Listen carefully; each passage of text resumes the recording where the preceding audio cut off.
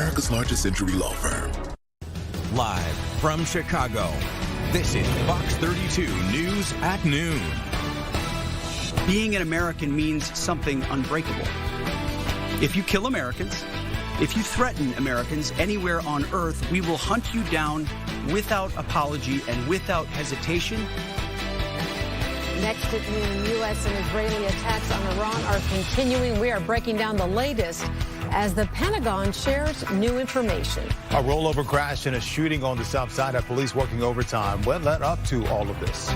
It is bright and calm right now, but showers could be sneaking in later tonight, and that is just the beginning. Good afternoon, everyone. Thanks for joining us today. I'm Sylvia Perez. And I'm Terrence Lee. A lot going on, a lot to get to. We'll start with the conflict in Iran, expanding on several fronts. President Trump just spoke moments ago about the conflict in the Middle East.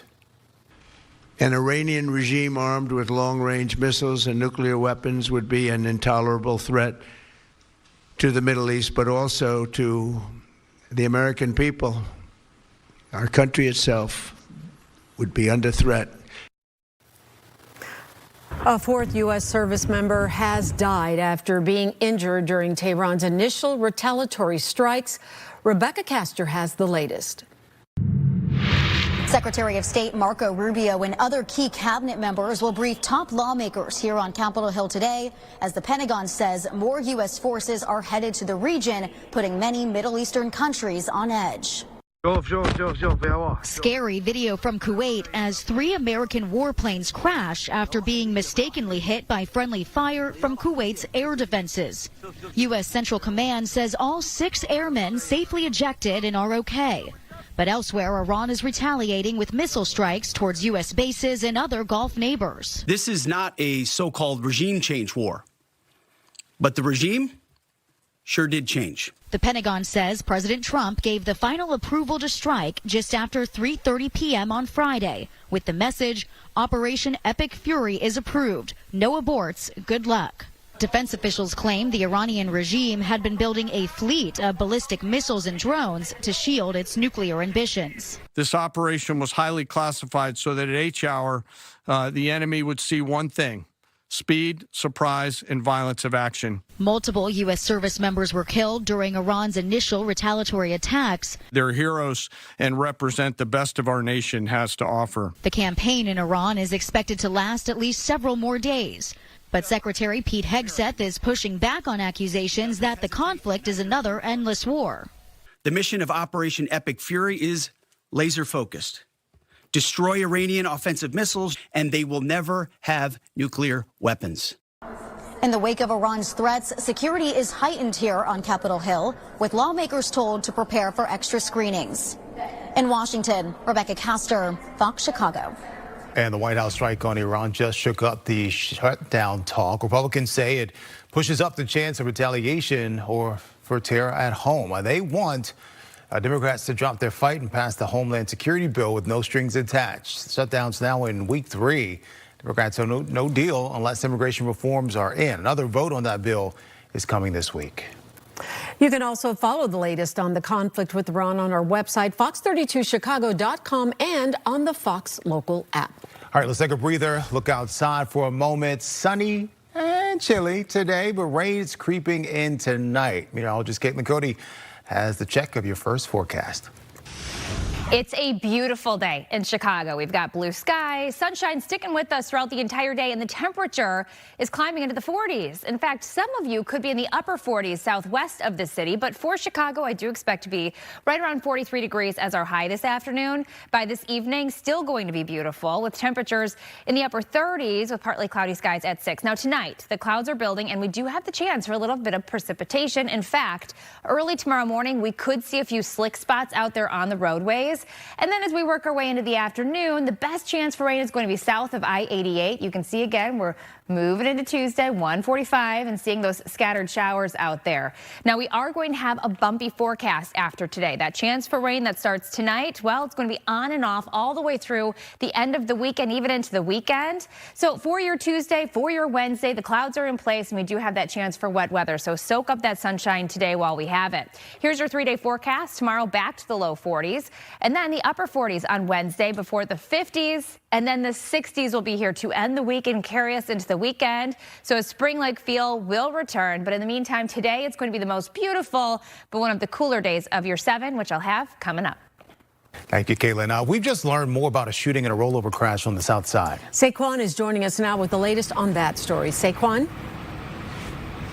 Hey guys, yeah, a lot has developed here in the last 30 minutes or so. I'll step aside and you can see what we're looking at right now. You can see the tow trucks have now arrived. They're trying to get these cars off the streets. We also know officers removed that crime tape that was around here about an hour ago to get traffic moving through 76th Street again after it was blocked off for about 6 hours. Now, I will say Chicago police have actually blocked off parts of 76th just to make way for these tow trucks to do their jobs. But we've also seen lots of workers out here trying to clean up some of that debris that was left behind.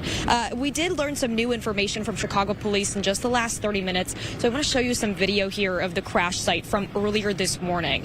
Now, while the white car that's flipped onto its side might catch your attention, the black SUV was really the only car that was involved in all of this.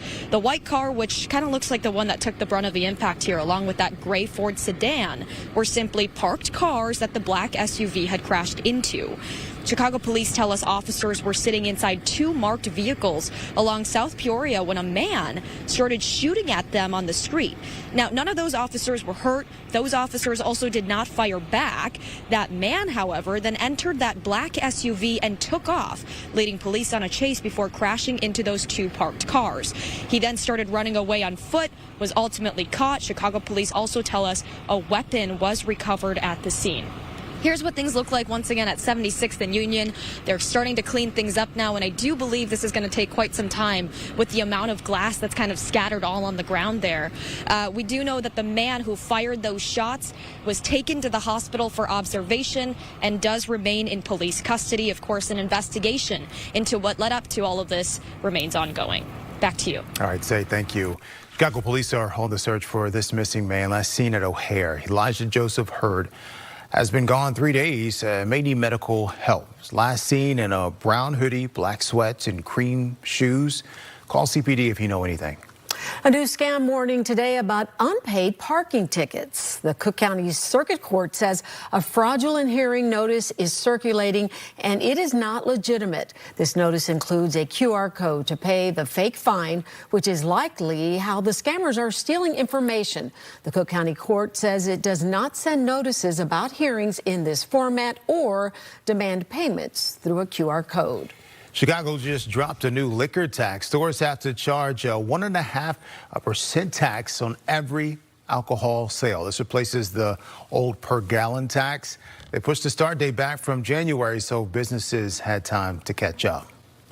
Time to make your voice heard, y'all. Primary voting is open all over Chicagoland. Early voting rolling in all 50 Chicago wards and 55 spots around suburban Cook. The people are already hitting the super site on State and the elections office on West Washington. You can register same day at any of the early voting spots. Here's something else people are talking about today. Aspera, Illinois is fighting to keep its high schools open. CPS announced last week it wants to close 2 high schools before the school year is done, and that move affects about 500 high schoolers. It doesn't mean Aspera's charter is going away, but CPS says Aspera has failed to demonstrate financial stability, and that places the education of students at risk. CPS says it will transfer Aspera students out of their 2 high schools mid-year. Well, this morning, Aspera officials held an emotional news conference asking CPS not to close the high schools. The fear of ICE raids and targeted family separations, to tell them now, months before graduation, that their school is disappearing,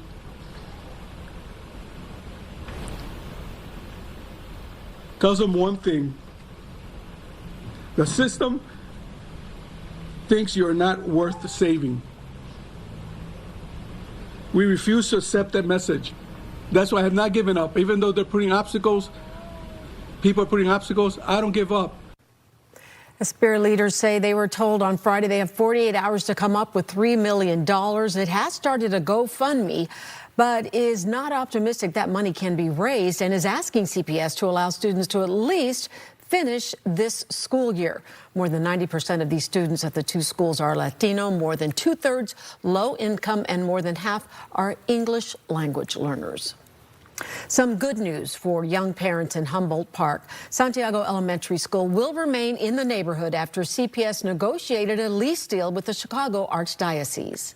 What we see here today is a 10-year master lease, which will allow for another generation of kids from Humboldt Park to attend Santiago School, lessen the stress on parents who have been concerned about where they're going to send their child, and quite frankly, again, just making sure that we're keeping our promise to the community. The Archdiocese owns the property where the Santiago School is housed, so the school's future was in jeopardy after the church put that property up for sale last year. In December, CPS voted to fund the charter school after its owner, Acero Schools, wanted to close it down. The city commemorating Pulaski Day today. Yeah, and the Polish Museum went all out for it.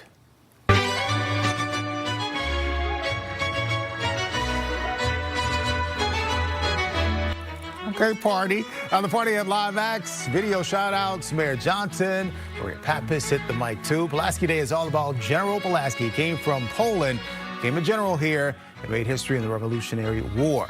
Pulaski Day always hits on the first Monday of March. City offices and public buildings stay shut for the day. The tribute for Reverend Jesse Jackson keeps going this week. Right now, he's lying in honor back home in South Carolina. Friday, House of Hope on 114th in Chicago hosts the public homegoing. And then Saturday, family and friends gather at Rainbow Push. It's private. The D.C. service is postponed for now. Much more to come on Fox 32 News at noon. Including the FBI digging into a deadly shooting in Austin, and they're looking at possible terrorism links. Come on back.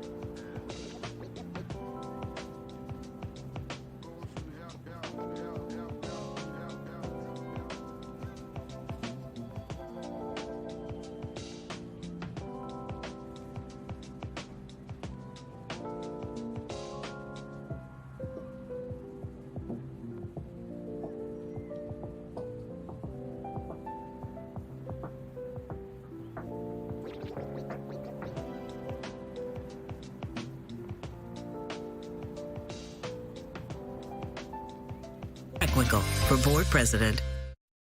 Well, Well, gunfire broke out in Austin, Texas. 2 dead, 14 hurt. Authorities haven't provided a clear motive for these attacks, but there is evidence that indicate potential ties to terrorism. And of course, this all hits while the Middle East conflict keeps spreading. Brooke Taylor has the rest from Dallas. Video shows the chaos outside an Austin, Texas bar early Sunday. Police say Anjaga Junya started shooting out the window of his SUV before getting out and targeting people on the street. It took officers just under a minute to take down and kill the gunman.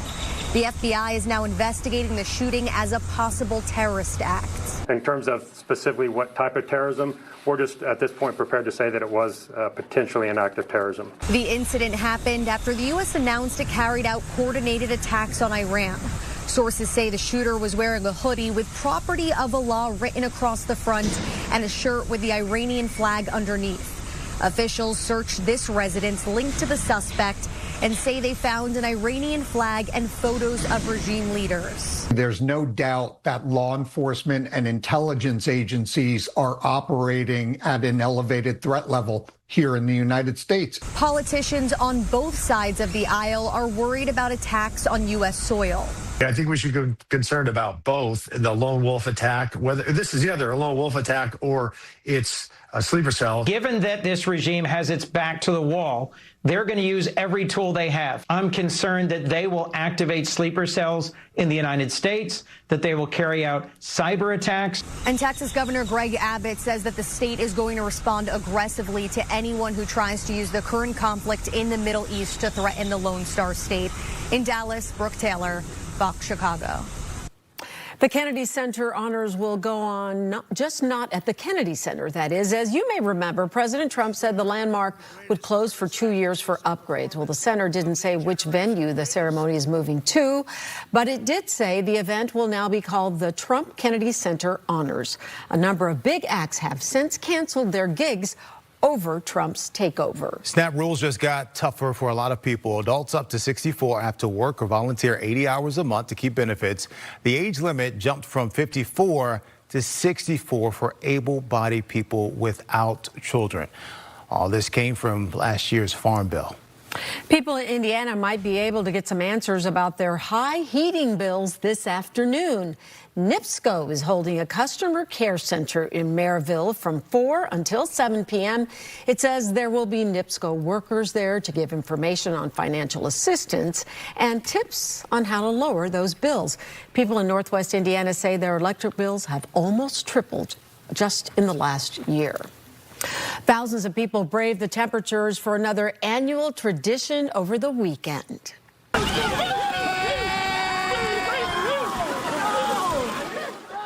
I imagine it's a little nippy out there. Sunday was the 26th Polar Plunge in Chicago. If you're wondering, yeah, that water was 35 degrees. The plunge raised over $1.5 million for Special Olympics Illinois.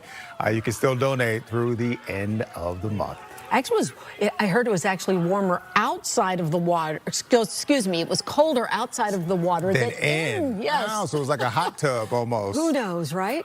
Okay, let's take a live look for you outside on this Monday. Hope you're having a great day. We are seeing some pretty skies out there. What can you expect when it comes to temperatures? Let's head over to Caitlin with the answer.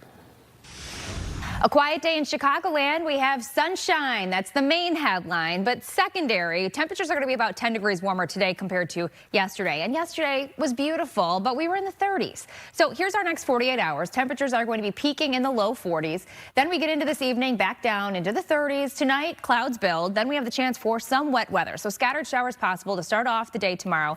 And then throughout the afternoon, we are going to have the chance for rain, especially south of the city. But the temperatures are going to be similar to today, just with the clouds and that chance for rain. But these temperatures are actually headed up. We are warming this week, and by the time we hit the weekend, we're talking about highs in the 60s. So for today, this is what we're looking at.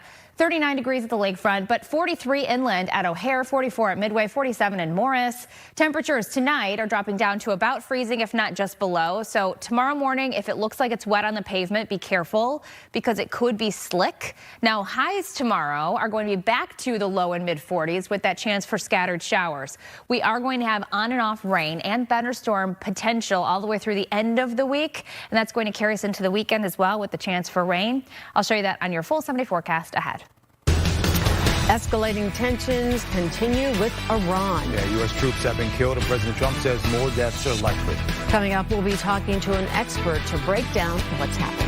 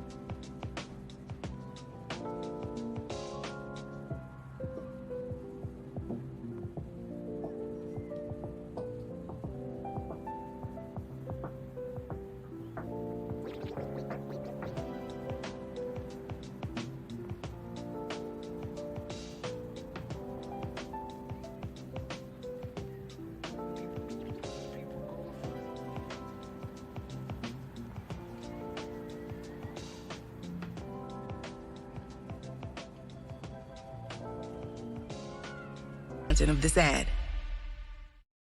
All right, staying on Iran now, the attacks are far from over. U.S. and Israeli officials say they're not letting up.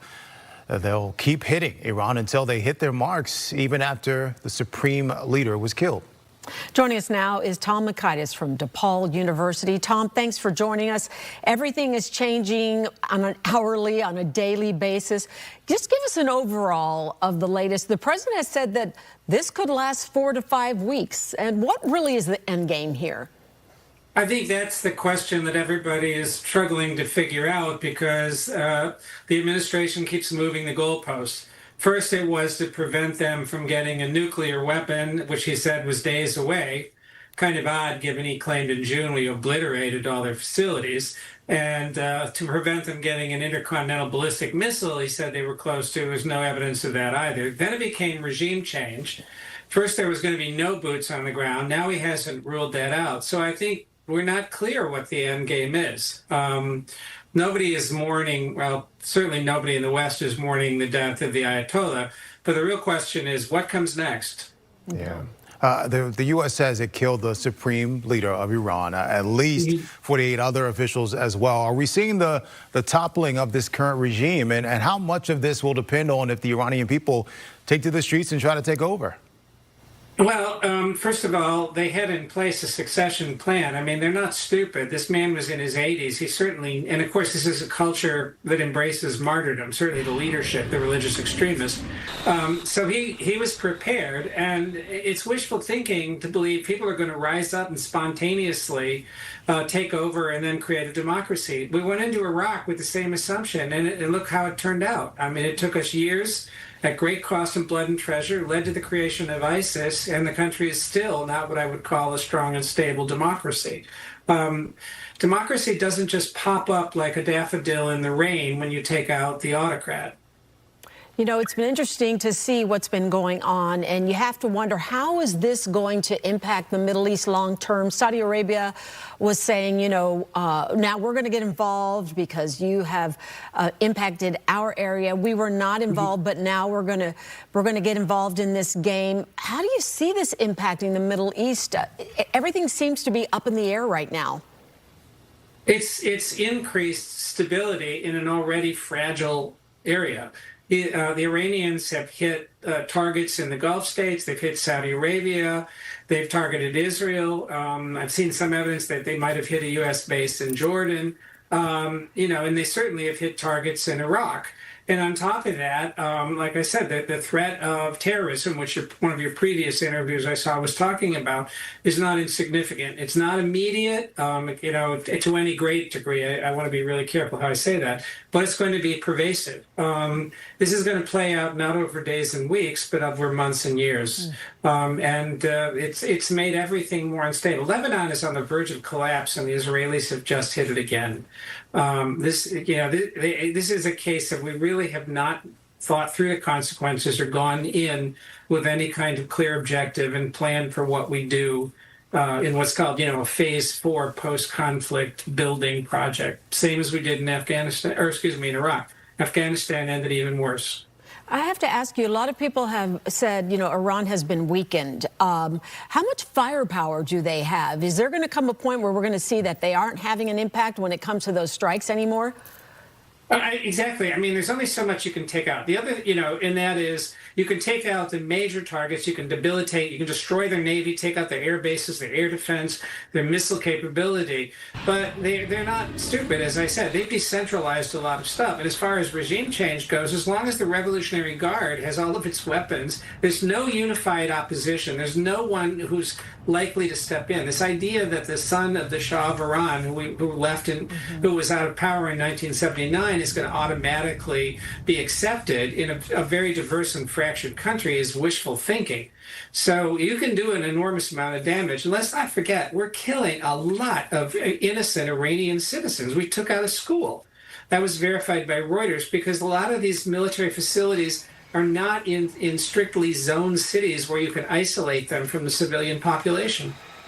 You mentioned consequences earlier, and it feels kind of grim to even ask you this now after you just mentioned the number of lives lost. But a lot of people are wondering, how will this affect our economy? Well, in full disclosure, I'm not an economist, but for example, causing the price of oil to go up approximately 13%, causing 1,600 flight cancellations in the region, it's hard to imagine that it won't have some kind of a ripple effect. The other thing it will definitely have, it will expand an already ballooning U.S. Federal deficit, because you're talking about, probably billions of dollars we're going to spend on this war. We're in the middle of a budget crisis. We don't, at some point, we're really squandering resources for future generations. Tom Makaitis with DePaul University, thank you so much for joining us and breaking this down for us. Happy to do it. Yeah, we appreciate your time. We'll be right back.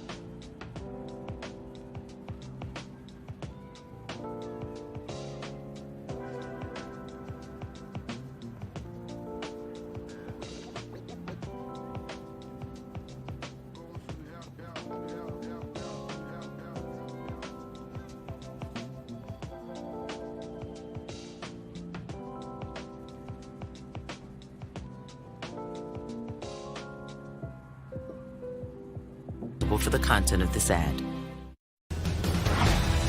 Welcome back. Here's a look at some of the top stories we're following for you this afternoon. President Trump just said the U.S. military plans to stay in Iran for at least 4 to 5 weeks. He says he'll go longer if he has to. U.S. and Israeli forces hit Iran again today. The weekend attacks killed Iran's supreme leader. 4 U.S. troops have died in all this. A shooting investigation underway after a rollover crash on the city's south side. Police say a man opened fire at officers who were inside their CPD vehicles on the 7500 block of South Peoria. They say the suspect then drove away in an SUV. As officers chased him, the suspect then crashed that SUV into multiple parked cars. Police eventually took him into custody. None of the officers were hit by the gunfire. Chicago showing out for Pulaski Day. The Polish Museum's throwing a party at a market. It's all about General Gatemir Pulaski. Came from Poland, made his name here, and changed history in the Revolutionary War. Pulaski Day always lands the first Monday in March. Let's find out what you can expect when it comes to the weather as we look at this gorgeous shot for this first Monday Looks in can be March. deceiving. I know, right? Chilly out there. Caitlin, what can we expect?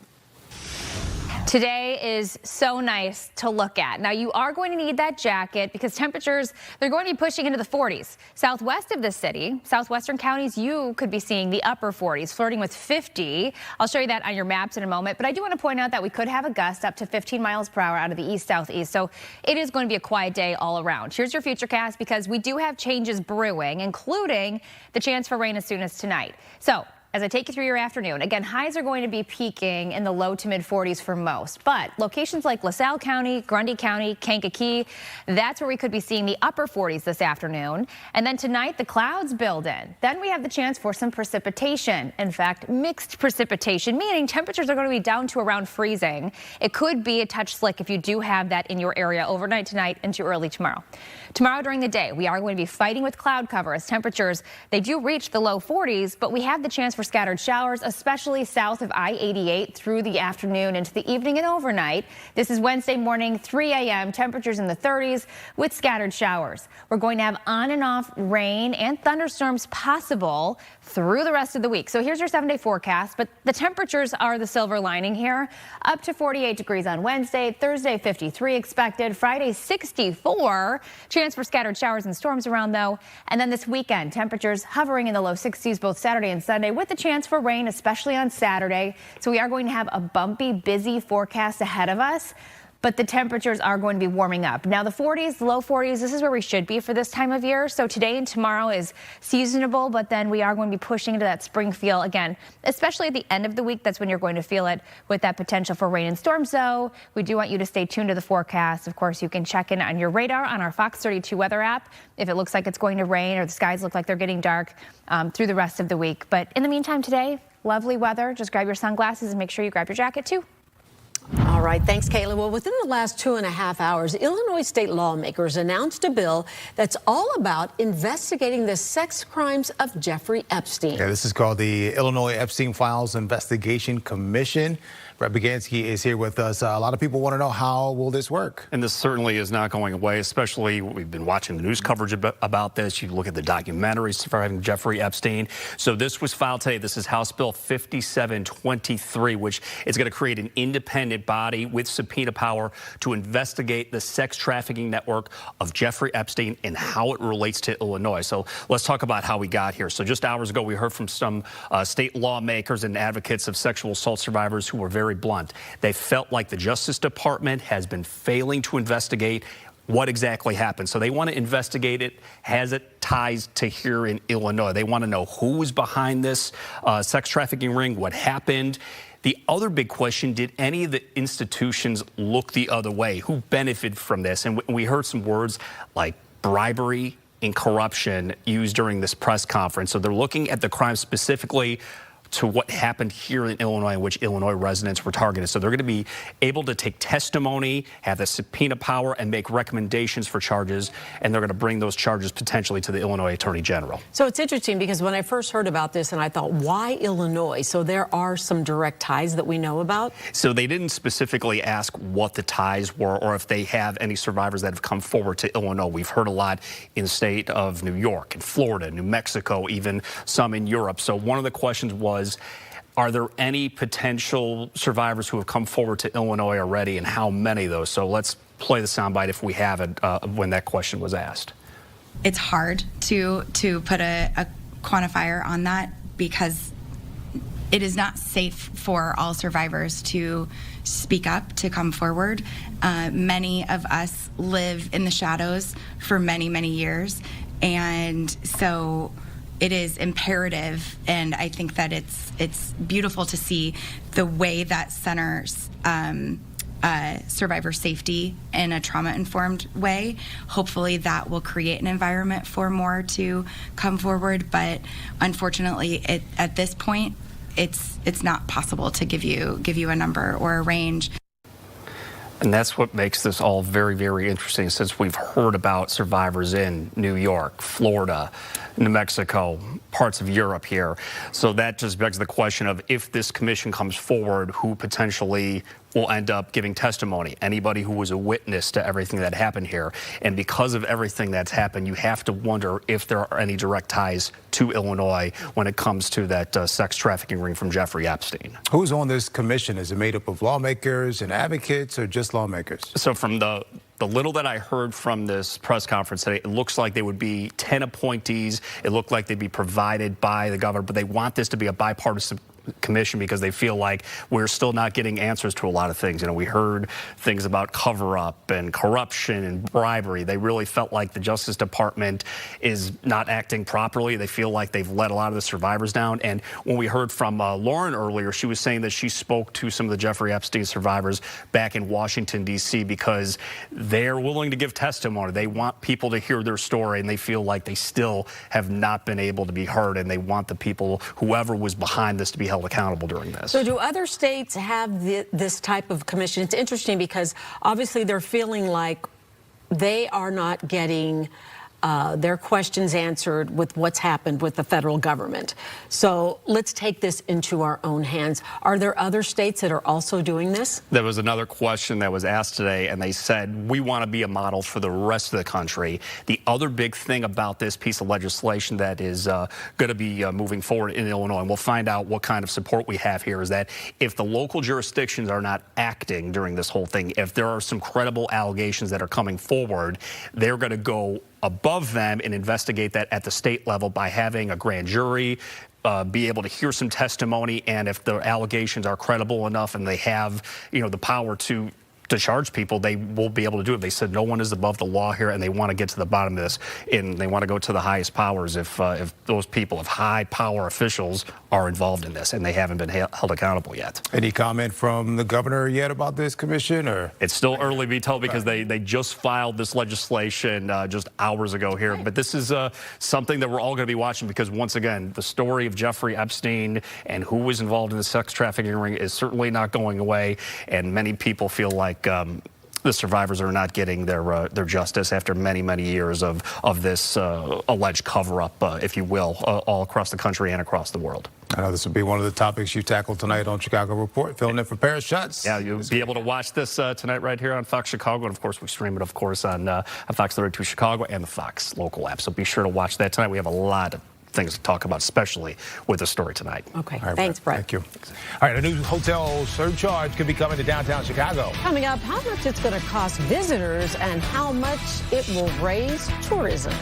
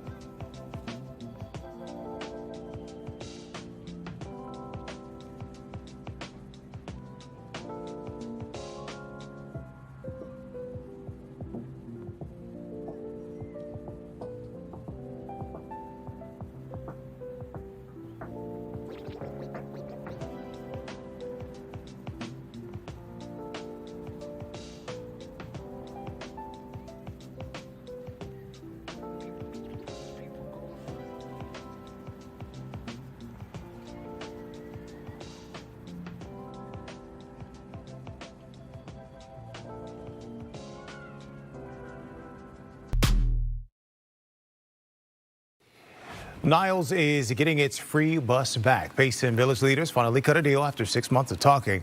The mayor says drivers are getting restrained and buses will roll out retrained. Drivers are getting retrained. That's the word I was supposed to say there. Buses will roll out before the month is up. Okay, there's a new hotel tax that could boost tourism marketing. The City Council Committee on Finance has advanced a plan to create a tourism improvement district.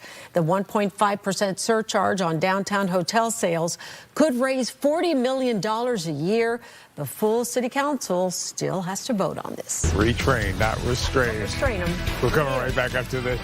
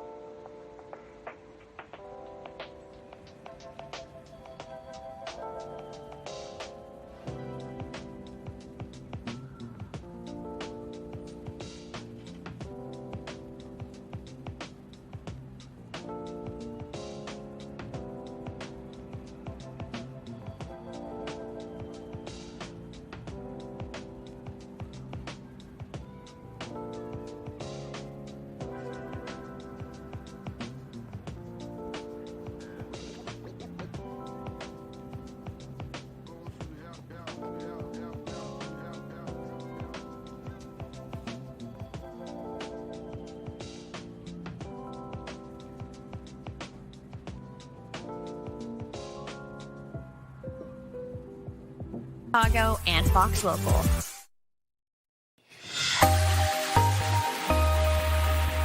Well, Chicago's Newberry Library is racing to preserve records of indigenous languages before they are lost. Yeah, a big new grant is going to help out with that. And Anita has our first Chicago Live conversation of the day. Anita. Good afternoon to you both. You know, the loss of indigenous languages has been called a state of emergency. And this grant funding could provide an important connection, a through line, if you will, between past generations and the future. Rose Myron with the Newberry Library is joining me now. She is a historian whose area of study really has focused on indigenous history specific to the Great Lakes region. Thank you so much for your time.